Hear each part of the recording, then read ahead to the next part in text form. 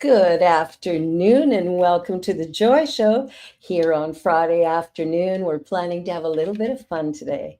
And the Joy Show is about the uniqueness of each individual. So we tell stories and share stories of incredible lives and their uniqueness, because joy is an acronym for just one you. I'm Barbara Jean and I'm the host, and I am so delighted to share with you our land acknowledgement. In the spirit of reconciliation and peace, we are grateful for the opportunity to meet on these sacred lands. We thank the generations of people who have cared for this land for thousands of years, and we recognize our oneness, and we realize our history, and we choose to create a new reality, a peaceful reality, an honoring, equitable reality. We are one. Miigwech. Thank you. Oh, so my guest today is a remarkable woman who has done it all. Believe me, she has done it all. Oh, you are in for a treat. Missy is an ordained religious science and interfaith minister. She is the curriculum director and a member of the faculty for Emerson Theological Institute. She serves on the board of directors for the Science Mind Archives and Library Foundation, and is also a member of the Sage Council for the Vistara School of Inner Wisdom Studies. Missy was a music minister for many faith groups and has joined Unity. Unity now. She's a Unity minister. She has a broad esoteric studies background, which covers New Thought, mysticism, shamanism, drumming, herbal and plant medicines, aromatherapy. Oh my goodness, we could just go on and on. The work she's doing now with sound healing and stuff is really, really precious and special and beautiful. So, welcome, the Reverend Dr. Missy. Well, I was a music minister for Unity. I know. As soon as I said that, I went, wait a minute, music minister for that. I got that wrong. Oh, yeah. You know, when I was in music,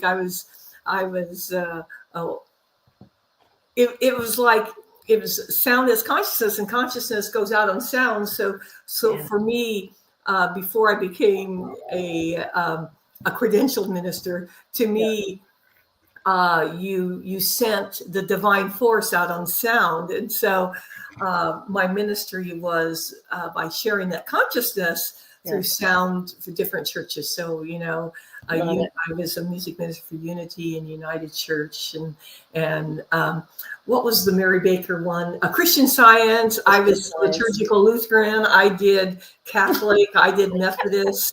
I did Presbyterian. I did a lot of funeral homes. So I sang Ave Maria, you name it, you know. And so it to me, it was just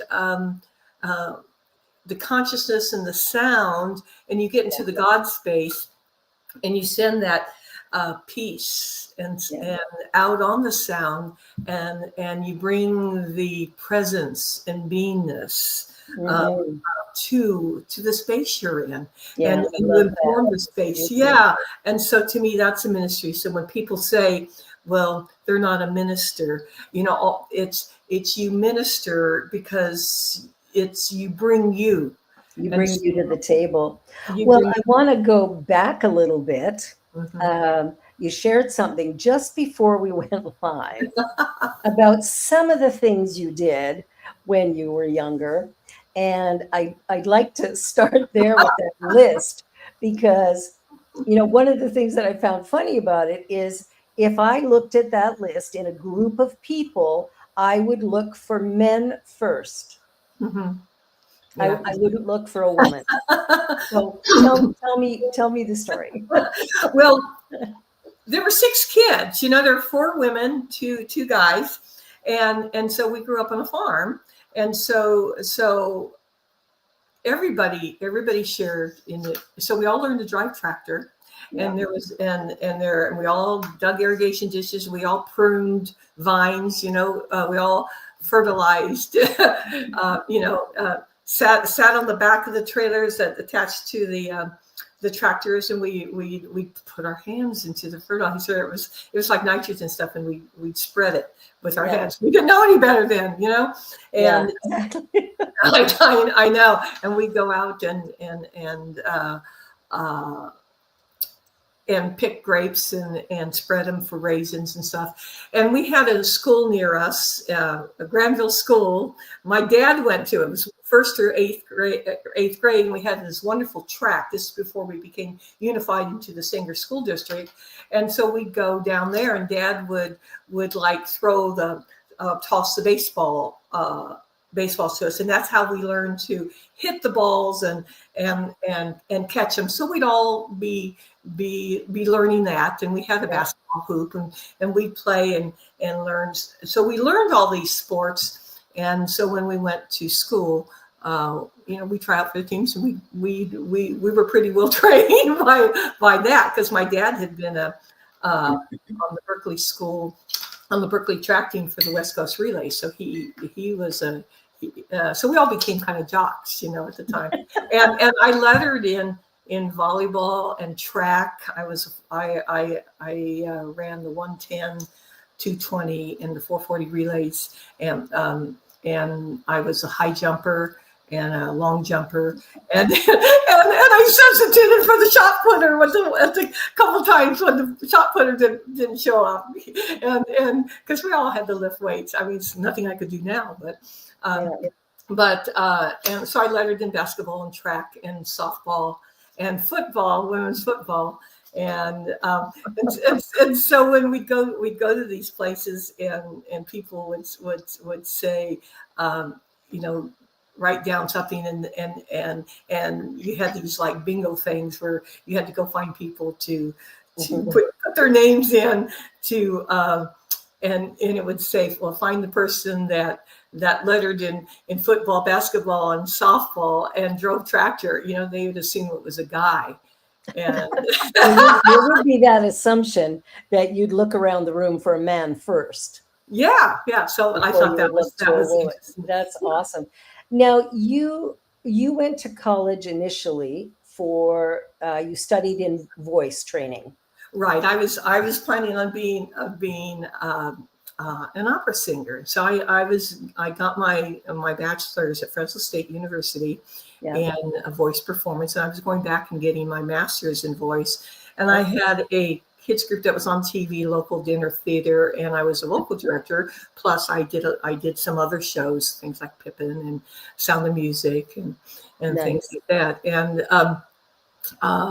And then I saw what people were doing. It was just so, I don't know, in music and in theater, it just, after a while, it just gets so dreary and how people act and I just, and knowing that my type of voice, which was a lyric coloratura, because I had like a 3-octave range, my voice at that time went down to an F below middle C and an F above high C.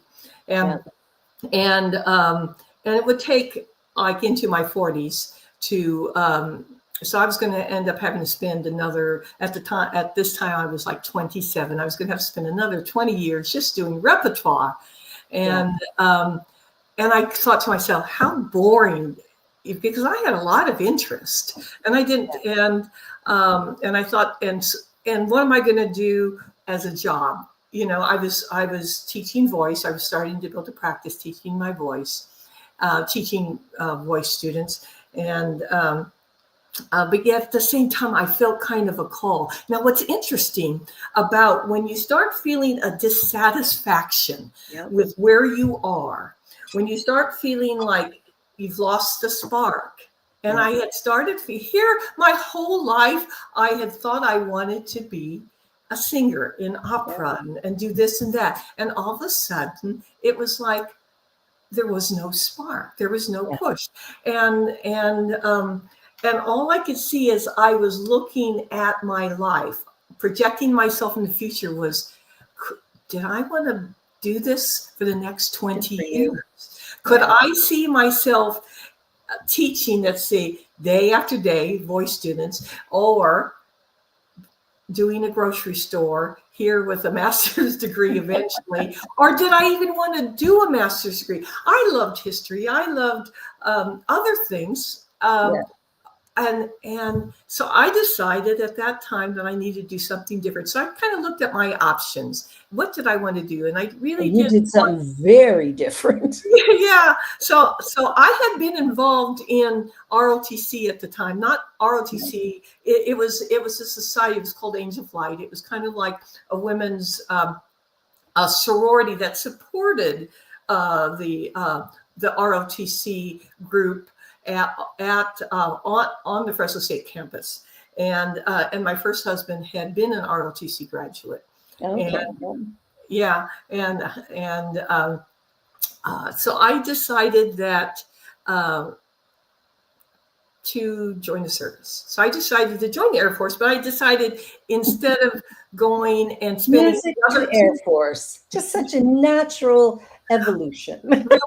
Yeah, and to see if I had gone through ROTC, I would have. That was a 2-year program there, and so I decided to go down and take what they call the ASVAB, and to take the test and stuff, and so I took the test and I passed, of course, and that was in I was 27, and I went into the delayed enlistment program because I had to sing the Christmas program for the bishop. I was a soloist for the local one of the local Catholic churches, and they had asked me to sing, and there was the harpist was coming in, Nice. And so that was like December 16th. I was supposed to sing. That's my birthday. And 5:00 in the morning, December 17th, I was on the bus going to Lackland Air Force Base, and on my way to basic training. So, yeah. Now, what are the things that you did when you were in the Air Force? Like, did you do anything with combat? Did you do anything out of the country? Like, what was? Well, I started out, I went to the School of Administration. So I learned how to be an administrator. And so I spent 2 years so I went to the Air Force School of Administration after basic training, and learned how to set up offices, how to manage offices, how to manage files, how to write and regulations, how they should be formatted and everything, and how they should be, and how to set up files, and how, everything that an office should need, both on a staff level and orderly room, essentially a personnel level. And then I applied for officer training when it came open for non-technical. Non-technical meant, because I really didn't want to go pilot, and I didn't want to become an engineer, and I wasn't an engineer.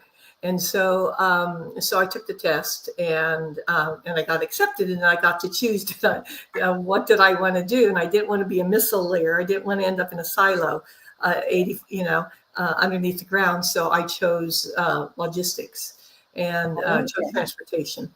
So I went into transportation, and so my first assignment as enlisted had been in South Carolina and at Shaw Air Force Base. And then I went for officer. I went to Fort Worth. That was my first assignment as head of vehicle maintenance. And and it was interesting because you get to learn how to go outside your comfort zone. Time. Because you're there, they're not used to having a female in charge of a group of men. And so they think that they can take advantage of your, like they can slough off that this person is going to just let things slide and stuff. And so I observed for 2 weeks. And then my master sergeant came to me and said, "What do you want? Do you want me to talk with a man?" I said, "No, it's time now." So I went in, and I grew up on the farm, and I said, "What the do you guys think you're doing?" And everybody's just, and I laid it on the line, and I said, "Supervisor's upstairs." And the thing is that I'd been theater trained, and so it's like, to me, it was like, okay, how am I going to do this?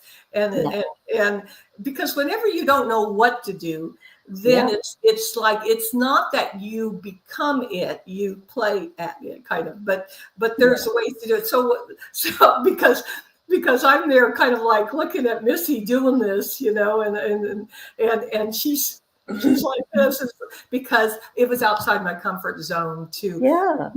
Because I had been taught growing up, my mom wanted us to be independent, but yet we couldn't say no to her. So you never knew when you could say no. You never knew when you could say. Yes.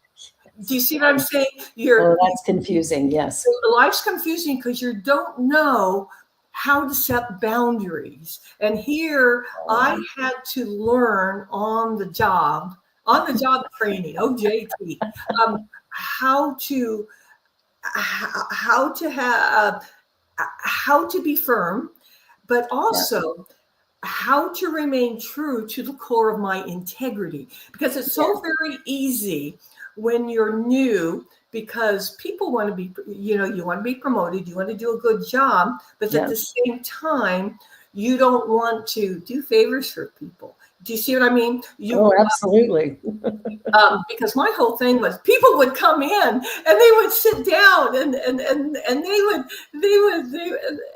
would try to, that whole thing about they would try to cozy up, because they wanted a favor from you. I said, don't ask me for favors. What do you want? If you need it, I'm here. We're here to serve you. We're here to help you. You don't have to play these silly games.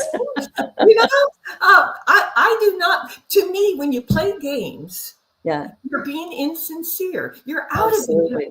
Tell me what you need. If I can help you, I will help you. That's what life is about. Community. We're here to help each other. It's not me being across the finish line before you.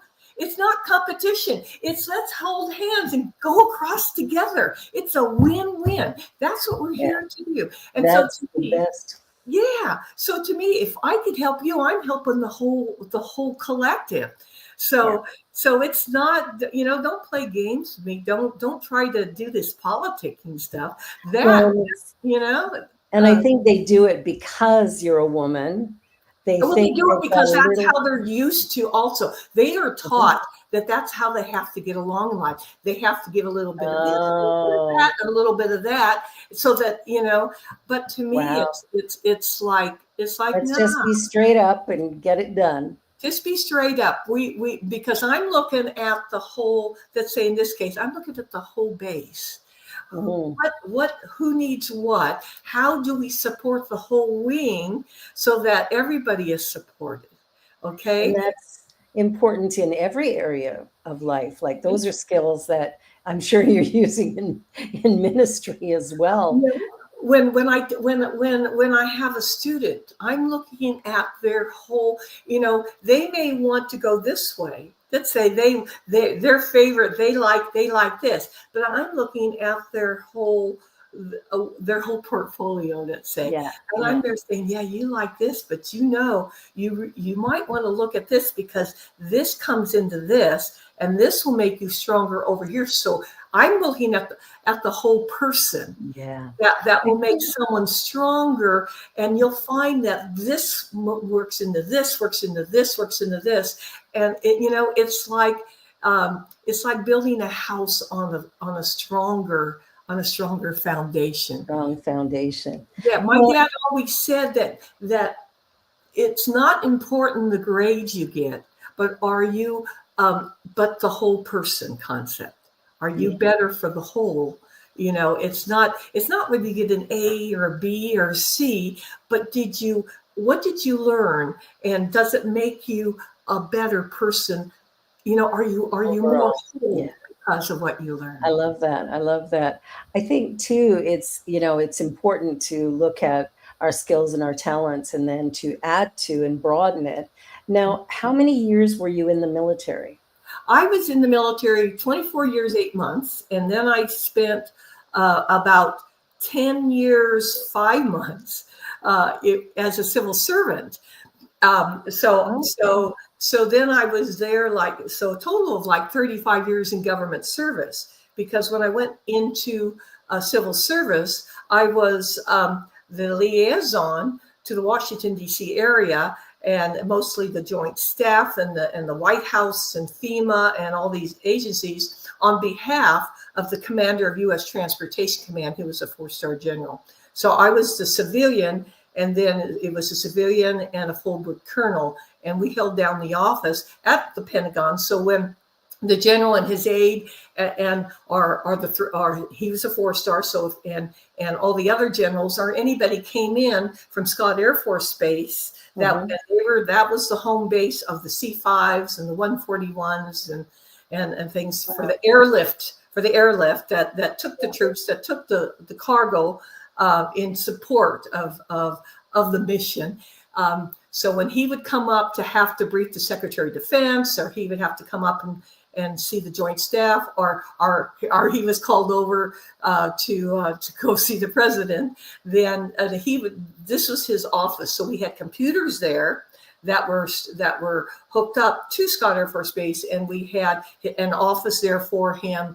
And so I was responsible for and along with the colonel, we were responsible for holding down the fort, so to speak, making sure the computers were and also for coordinating with anybody that wanted anything from Transcom. So we were there as a liaison for the different things. That's cool.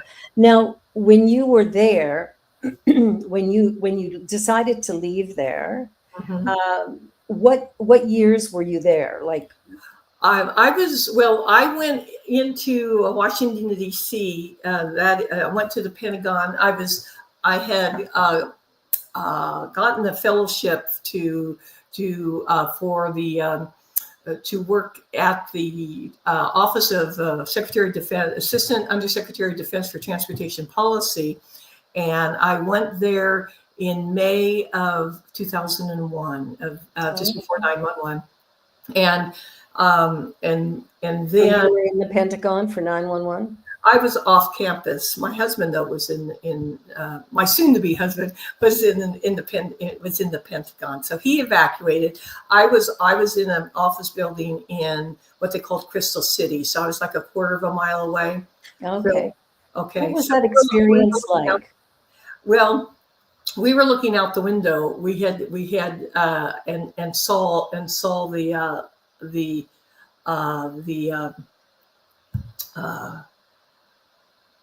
the smoke, and we thought maybe a helicopter had crashed on the helipad, and but it hadn't, and so what we had to do was we had to go in and start collating all the news as it came in. But I was supposed to be at the Pentagon that morning. But what was interesting is that I got terribly tired, and asked, I was supposed to be there at 9:30, and I asked if I could go in later, and so I was given permission to go in later. And of course, it was like at 9:27 that it was hit. So it was interesting how when you're not supposed to be at a certain time that you're not. But that's that feeling, right? Like, our bodies talk to us in really interesting ways. And I think sometimes we're in a space where all of a sudden we're totally exhausted. So it prevents us from doing something or causes us to leave something. Yeah. And then we feel fine later. Well, and that's why it's so important to listen to yourself, Absolutely. And we were told to evacuate at 11 o'clock, and then we're crossing the city, hundreds of people crossing the bridge, and the underground was down because they were afraid of sabotage. Okay. And but it was interesting. Everybody was helping everybody else across the bridge. There was the Anton book, the second book. I wrote about it about that day. It's called Another Word for Grief, or something like that. But it was about that day, how it starts out like any other, and you're racing through and you're doing this and this and this. And then 911 happens, There's this life change that occurs. Yeah, because you're there and you're in, and then a couple days later, I woke up and I just cried and cried and cried. And I called my boss. I said, I can't come in. I'm just crying. I just cried. I cried all day until I just couldn't cry anymore. And then because you're there with all the images of everything. Yeah, it was really horrific. Yeah, and then I went back to work. Well, that's the thing, right? Like these things happen that are so big and shocking, and then life goes on. And life goes on. Yeah. And the thing is that it's to allow yourself to grieve. What happens in the military a lot of times is you have to compartmentalize it in the moment because you have people depending on you. Oh, of course. So as you're going across the bridge, I felt like and it's on, and you never know whether you're really compartmentalizing it or whether you're in the witness position, because you're looking at and you're looking at, do people need help? Do you need some water? Do you need help here? Do you need a place to stay? That was all that happening, as hundreds were streaming across the bridge trying to find a way home. And it's interesting how people come together during those times, but and we don't in other times. But how we compartmentalize it, but how important it is that to allow yourself to grieve, that it is not a bad mark to allow yourself to grieve, because you're grieving for you're not only grieving for lives lost, but you're grieving for lost potential. You're grieving for the choices made and the choices not made. Yeah. And you're grieving the loss of a sense of safety or security that you believed you had. And now all of a sudden it's been shook. And now it's been shook. And now you're on a different timeline. So it changes everything, because our mind changes in that moment.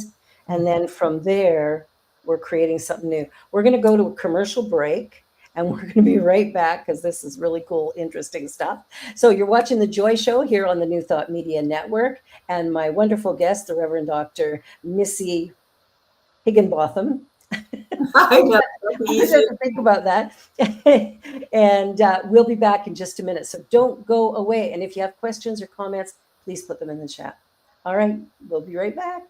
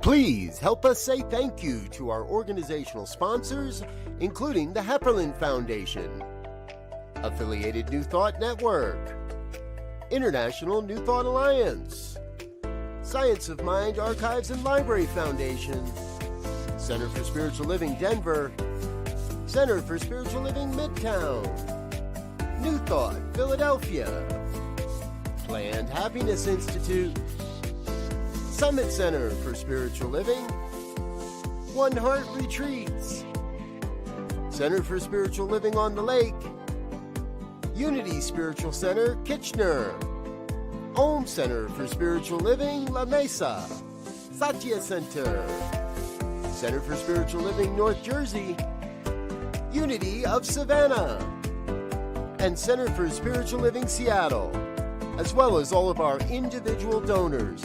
Thank you for making New Thought Media Network a place to be. Please come be you. And remember, like, share, and subscribe. New Thought Media Network, positively inspiring.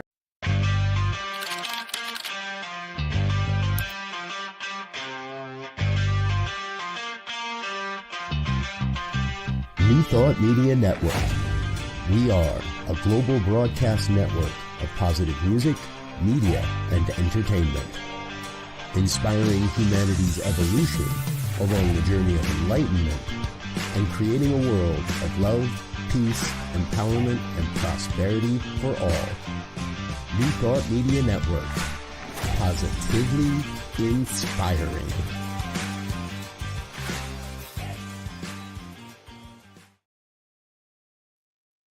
And we're back. You're watching The Joy Show, where the joy is an acronym for just one U, and my guests like to share their stories. I love to hear them. And Missy, your story is like none I've ever talked to anybody about. So it's like, you know, musician becomes a member of the Air Force in service, and then and then moving on to ministry. So you have had this really remarkable life. But when I think of the military, and then I think of ministry, military feels kind of rigid and just an outsider's perception, right? Like there are key words, I think people go into the military, I don't think necessarily because they're gonna, kill someone. I think they're looking for, especially in the logistics area, because they hear the words community, they hear the words brotherhood, they hear the words be all you can be, excellence in all you do, the call, service, so they hear these. There's a lot of encoded words. And I think sometimes the PTSD comes when you're taught that thou shalt not kill, and all of a sudden you have to. And so you have to then to break apart your psyche in order to. Yeah. So no wonder people come back a bit of a mess. Yeah. Trying to figure out how to reconcile. That's one of the things I've often thought of is that how, because it is in our nature to love. Mm-hmm. And it's not in our nature, like overall. I mean, there's some people that, they like to kill, but the majority of people wouldn't even consider killing somebody unless they were in a really horrible situation. So to all of a sudden be told, okay, now you're going to go and bomb this place, or you're going to, attack. When I was in Charleston, we were in the air traffic control area. We were doing, it was Charleston is where you deploy a lot of the donations for overseas. Okay. Yep.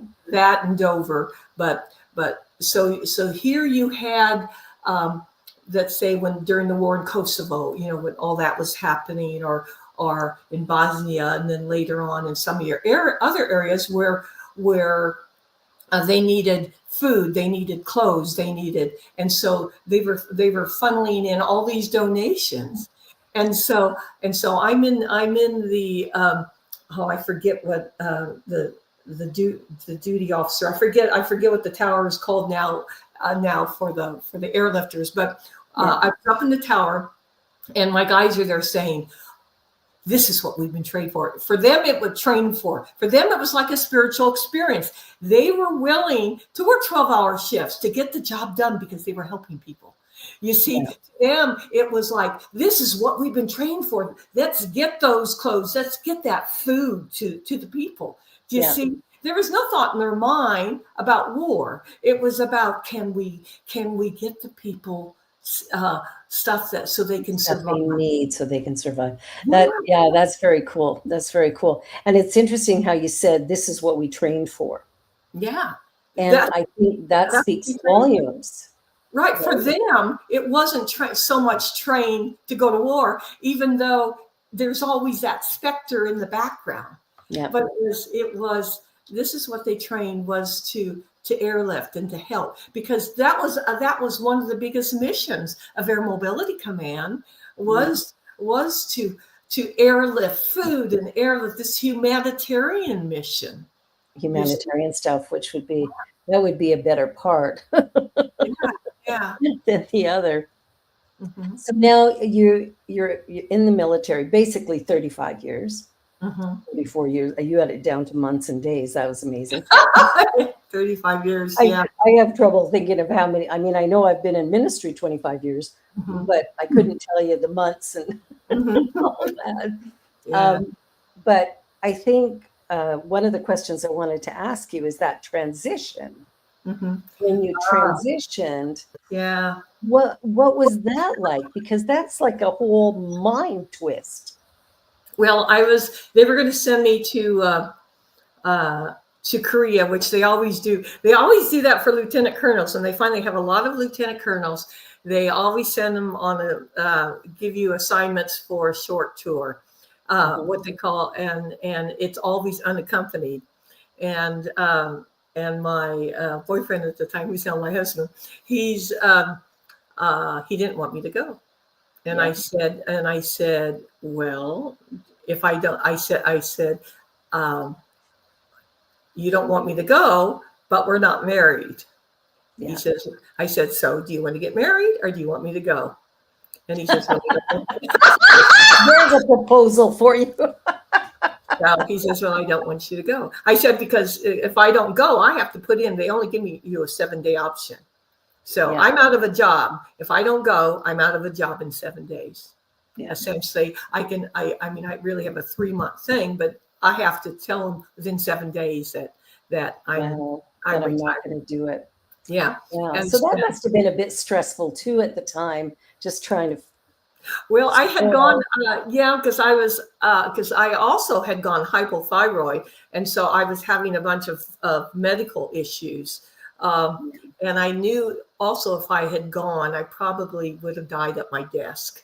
I was having, my body was so out of balance from all the stress from working on the National Military Command Center and 12-hour shifts. And so, because I was handling all the donations and stuff going into Iraq and stuff. So it was, so it was an interesting time. And so he said, well, okay, we'll get married. and how many years have you been married? We've been married 20 years now. Okay, so it was a good decision. It was a good decision. That's right. He says that's what I'll tell him. It's my story, stick it to him. But yeah, it was a good decision. Fantastic. Yeah. So you left that job, you got married, obviously.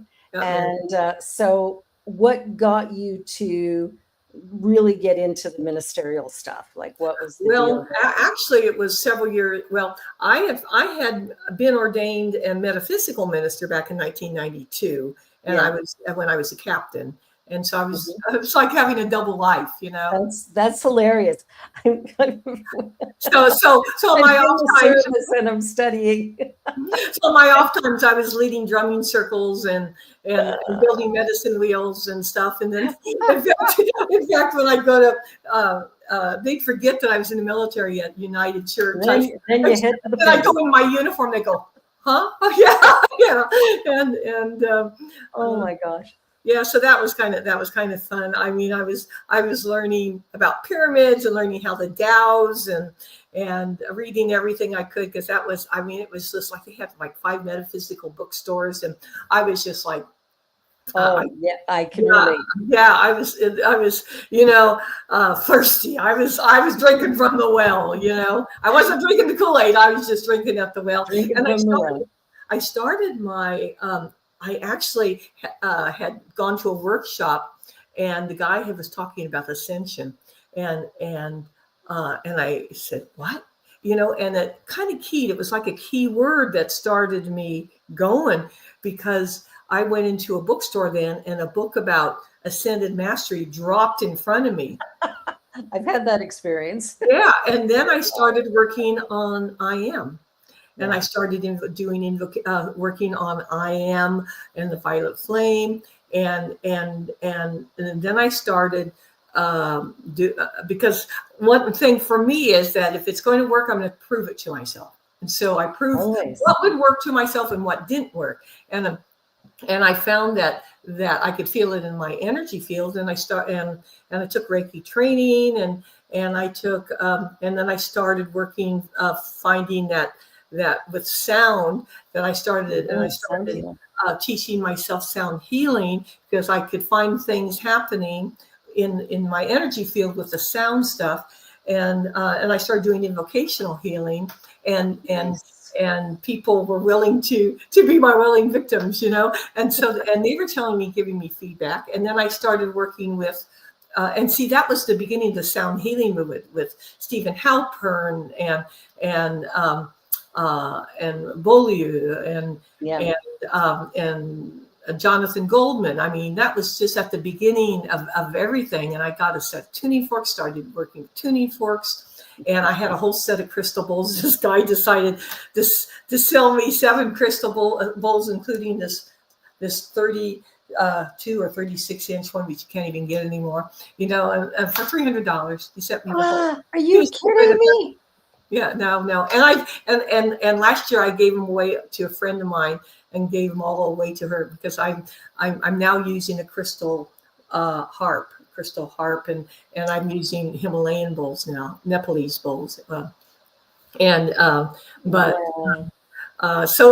it was just a really fun time of experimentation and seeing what worked, what didn't, and meanwhile, I was building the inner temple. For some reason, I got this concept of the inner temple, started doing the meditation, focus on the inside, and I started getting teachings, and I started writing them down, teachings on integrity, teachings on purity of self, teachings on authenticity, teachings on the sword of truth. So it's interesting seeing all these things coming out on YouTube now, and I'm there saying, "Oh yeah, I go back, yeah,"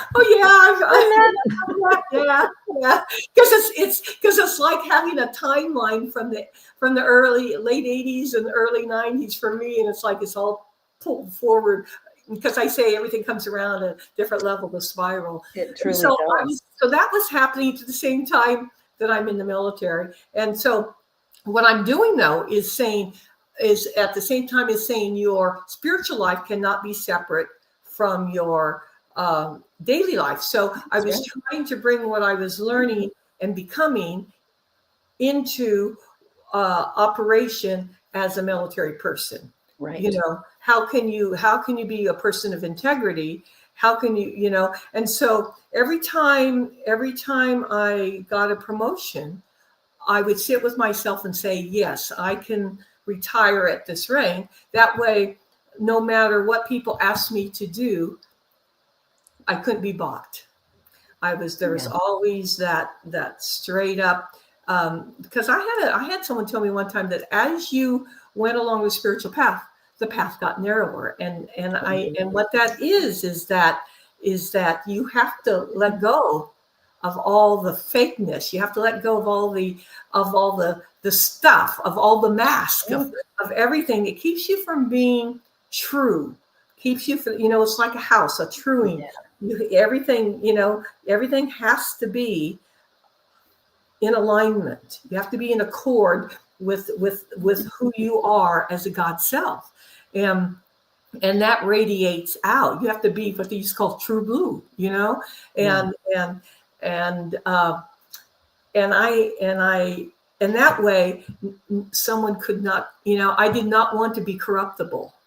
I didn't, and it was okay. And sometimes when I would hear people, there were several times I would hear people say, and I would raise my hand. I mean, when I was in school as enlisted, I can remember taking notes because I was in this one school and these things were happening that was against the law, and the inspector general and everybody was complaining, and I was taking notes. And then the inspector general brings us all, and he asked people, "Have you noticed anything?" And no one would say anything. And I'm there going, and I was there physically shaking. And I told him what I saw. He says, "Can you write this down?" And I said, "Here, it's in triplicate." And meanwhile, I had sent a copy to my mom and dad. I sent a copy to my husband, just in case I disappeared. I mean, it was that because there had been people that had disappeared. There had been women that had been raped. And so there's times when you have to, it's like if you don't say something, then something happens. And it ended up 3 months later, people were put in jail for fraud. The general there was for running a prostitution ring. Yeah, so it was. And then later on, I mean, there were things like that I would stand up and say something, and I was like this, and I had to be okay with not getting promoted. I had to be okay with that right where I am right now. That it's like the curry where someone would come in and they'd smile at you and you'd say, "No, I can't do that. This is against the law." And they'd walk out and then they'd and they tell everybody how awful. I was that bitch in transportation. Yeah. But the thing is that I would not allow my people to be forced to break the law. How demoralizing they were demoralized because people had forced them to break the law, to break statute, and not just not local law, but congressional statute, public law, number such and such. That's codified by Congress, congressional law, and so and I had to be okay, So I was kind of like the outlier, and there were people that knew me, that liked me. That was okay, but I wasn't someone's favorite person up there, up in Minot Air Force Base, North Dakota, but that was okay, because I had to be okay with it when you're in leadership. Fair and just. Yeah, you have to show that leadership, a type of leadership. And if it's interesting, like there has to be, like you have to be the pillar. Mm-hmm. And although, you might be like a tree that bends a little, like goes with the wind, goes with the flow of things. But at the same time, there's that strength, there's that groundedness, there's that connection that says, this is what's happening. And you have to stand in that. Yeah. Mm-hmm. And, as a woman directing men, especially men in the military who are, like, look at me, aren't I great? I'm thinking of them as that macho type. I know that's not true of all men, but it isn't true of all men. I had some great men, Oh, exactly. But it's fascinating to hear the stories and to sort of take in that journey, which was really, from farm girl to you ended as a colonel. That was your last lieutenant colonel. Lieutenant colonel. Mm-hmm. So farm girl, winning all those things in sports because she's like the jock. She's a jock. And then she's the opera singer, so that's natural. Most jocks are opera singers. Mm-hmm. And she goes into the military, and she's at the Pentagon during 9/11, although she wasn't in the building at the time. And like, what a life. Mm-hmm. That life got you here. Yeah. Because while I was in before I retired from the civilian job, that's when I found Emerson. And so I was doing my ministerial for religious science and interfaith at that time, because at the same time I had told my sister, Dr. Sandy, I said I had decided not to ever get a doctorate unless it was in consciousness. I love that. Yeah, and so I decided when she called me up one day, she says, "Guess what?" guess, and so I got my doctorate at the time in spiritual studies, and that was through Emerson. That was through Emerson. Yeah, I had earlier gotten a Doctor of Divinity back in 1992, but no, 1997, I guess it was. Yeah. Somewhere back, somewhere back there. And then I ended up getting a doctor in religious studies several years later from Emerson. But I just love to learn, and yeah, it's to me there's just such for me a bookstore is like a candy shop. Ooh, look at that! Look what they have. I'm terrible in bookstores, and then I'll go to the library. Mm-hmm. And when I go to the library, it's like a little kid's been let loose in a candy store. Yeah. And I'll walk out, I can keep the books for 3 weeks. Mm-hmm. I'll walk out with like 15. Mm-hmm. There's no way I can read them in 3 weeks. I got to work sometime. I go to sleep sometime. But it's like, I just can't say no to, even though I know I can come back I could read this book for 4 days. I could go back and get another one. No. I want to just, there's this energy that moves me. Yeah. But books are the best. Books are absolutely the best. So when we, have that, the other little, I'll call it an addiction I have. So books is one. The other is paper and pens. Yeah. This is my, you probably can't see it very well. This is my pen. That's great. Yes. Every color imaginable, it's like, you never know when you're going to need a green pen. Yes, absolutely. Really important. So anyway, but if I go into a store, a stationery store, it's like, oh my gosh, I'm going to spend $100 on pens. Yeah. And I'm not buying the fancy ones, I'm buying the throwaway ones. So I think that journey of, all the ways in which we respond to life come through, even though our journey looks like it's a bit disjointed, like how did that work? It isn't. It's actually perfect. It's the perfect flow that brought you to now. And well, I kept having dreams. I kept having dreams about, when I was a first lieutenant, I knew I had a dream that I was going to be on the joint staff. It was, yeah, I would have these different dreams. I had a dream that there was going to be broken squadron at Minot, and I was going to end up being a squadron commander up there, And so it was interesting how, that's what it ended up. So that consciousness within you has always been tied to these areas of service. This ministry is service. Yeah.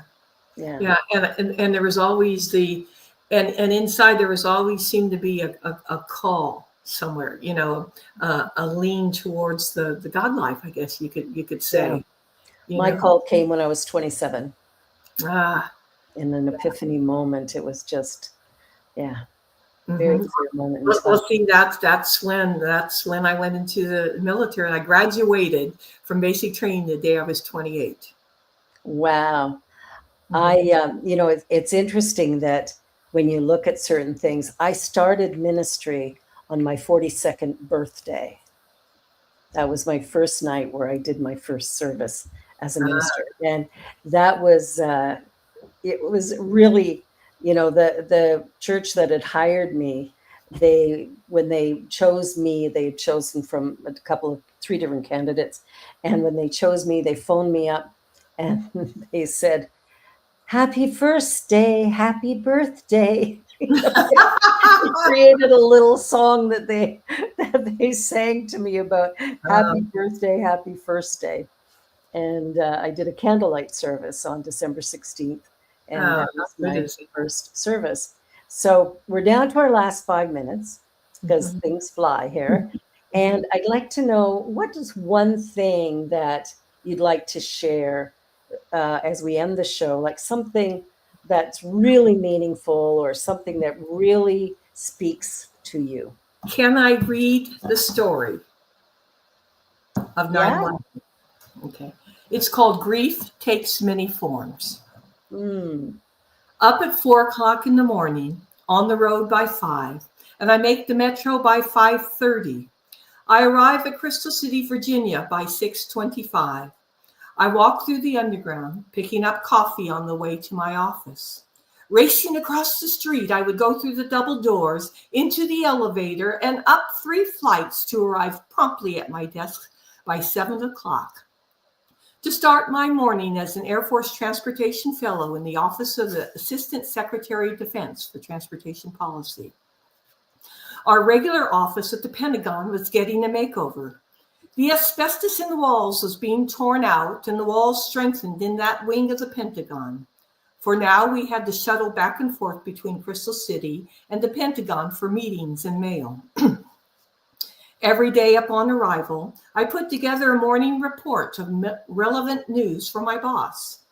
So I started this day, like any other, 11 September 2001. This morning, I was supposed to do the daily mail run to the Pentagon at 9 o'clock.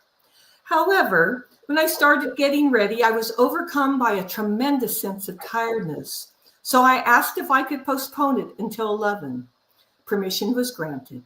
Soon after the phone started ringing, our attention was directed to the television, and we saw the Twin Towers had been hit. I wonder if there was a crash on the helipad, I said. The world changed at precisely 9:37:46 a.m. Again, the phone started ringing. I tried to call my dad to let him know I was okay, but the lines were jammed. I sent an email, which he didn't receive until later that afternoon. Then I started collating the news reports for my boss as the reports came in. At around 11 o'clock that morning, we were told to evacuate. The inner city metro lines were all shut down for fear of sabotage. So there were literally masses of people on foot streaming across the bridges over the river, trying to find a way home. I lived in Maryland and worked in Virginia. My main thought was to head outside the city to find a metro station that was still operable, one that the officials would not deem open to sabotage, therefore they would not have closed it down. Then I could just ride the metro to connecting stations, crisscrossing lines if I had to, until I got home. While I started out at 11, I didn't arrive home until Maryland until around 4:30 that afternoon. It's interesting when a traumatic event happens to me how my brain, emotions, and body operate. I did not feel fear. I felt safe. I felt cocooned in a kind of numbness. I think that when you are in an organization responsible for other people, you settle into a kind of watchful alertness, aware of what is happening around you, not so much for yourself, but for others. That's how I was responding in the moment. At the same time, some would say I was in shock. Yes, I probably was in a certain level of shock. However, during this time, I was also stating the truth within. I was safe. I knew without any doubt that I still had things to do here and that this wasn't my last day on earth. So I centered myself within my heart space and just kept remembering the truth. I am always divinely protected. This hypervigilance continued for days as I went to the office and continued to constantly troll the news for updates from my boss. 7 days passed. Then I woke and could barely move. I swung my legs over the side of the bed and started crying and crying and crying. I called my boss and said, I don't think I could come in. I can't stop crying. I was told to stay home for a few days and to come back to work when I could. Thank you, I replied. hanging up the phone We on your have to left back. stop. I'm so sorry to cut you off, but we're at the end of our time. Oh, I just had half a page to go. Oh, it's such a great story. Well, thank you everyone for watching, and please do finish that story with me later. And for those of you who've been watching, thank you so much. Like, share, and subscribe. You're watching The Joy Show here on the New Thought Media Network with my guest, the Reverend Dr. Missy Higginbotham, and we are so grateful that you joined. See you next time. Bye for now.